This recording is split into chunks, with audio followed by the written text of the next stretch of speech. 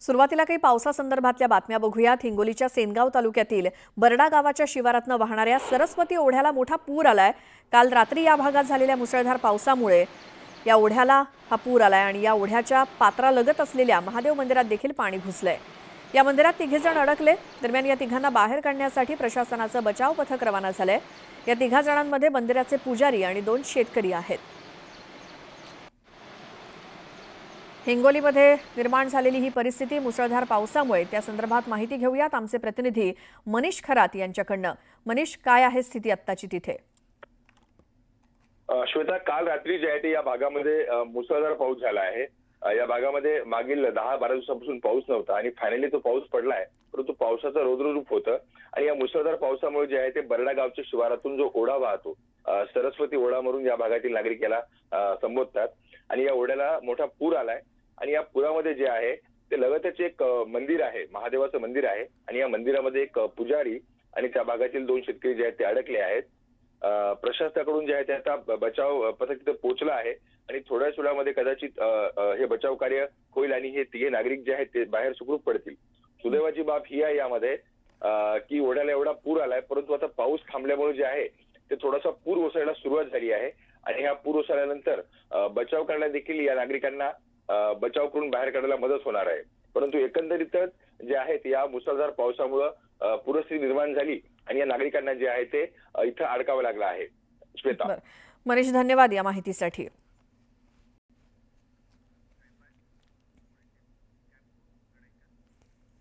तिथे चिपळूण कराड या मार्गावरील कुंभारली घाटातील मुख्य रस्ता खचलाय। नव्याने केलेल्या संरक्षक भिंतीच्या बाजूला मुख्य रस्त्याला मोठमोठे तडे गेलेले आहेत। कुंभारली पोलीस चेकपोस्ट पासून काही अंतरावरती असलेल्या रस्त्याला तडे गेलेत।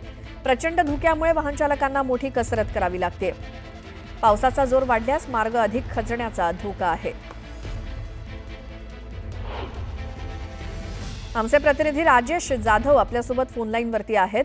काय परिस्थिती आहे चिपळूण कराड मार्गावर कुंभारली घाटातली आता?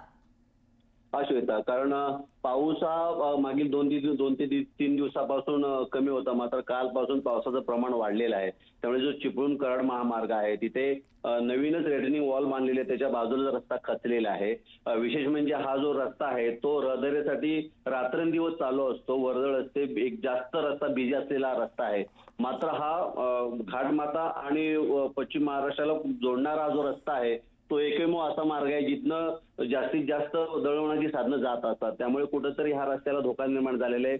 आता सद्यस्थिती जरी कमी असली, परिस्थिती कमी असली तरी मात्र भविष्यामध्ये पाऊस जास्त झाला तर ह्या ज्या भेगा पडल्या आहेत रस्त्याला त्याच्यामध्ये पाणी जाऊन कुठेतरी त्या भेगा रुंदावू शकतात आणि रस्त्याला हा रस्ता बंद होऊ शकतो अशी परिस्थिती निर्माण झालेली आहे। स्थानिक प्रशासनाने याच्यावर उपाययोजना केलेल्या आहेत, बॅरिगेड सतत सकाळच लावलेले आहेत। त्यामुळे कुठेतरी धोका निर्माण होतो, कारण हा जो कुंभारली घाट आहे खूप खोल, अगदी हजारो शेकडो मीटर खाली खोल आहे। त्यामुळे कुठेतरी अपघात होण्याची शक्यता आहे।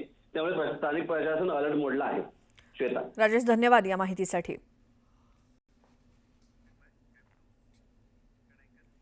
तर रत्नागिरी जिल्ह्यातल्या गुहागर तालुक्याला सुद्धा मुसळधार पावसानं झोडपलंय।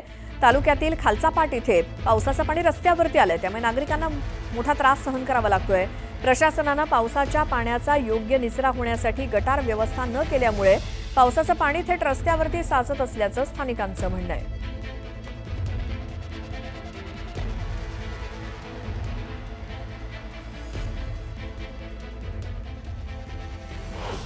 रत्नागिरी जिल्ह्यातील गुहागर तालुक्यामध्ये रस्त्यावरती पाणी झालंय। गटारांची व्यवस्था नसल्यामुळे हे पाणी रस्त्यावरती साचतंय असा आरोप आहे नागरिकांचा। गुहागरमधील खालचा पाट इथे रस्त्यावरती पाणी झालंय, रस्त्यालाच नदीचं स्वरूप आलंय। गटारांची व्यवस्था पाण्याचा निचरा होण्यासाठी नसल्यामुळे ही परिस्थिती उद्भवली आहे रत्नागिरी जिल्ह्यातल्या गुहागर इथल्या खालचा पाट इथे।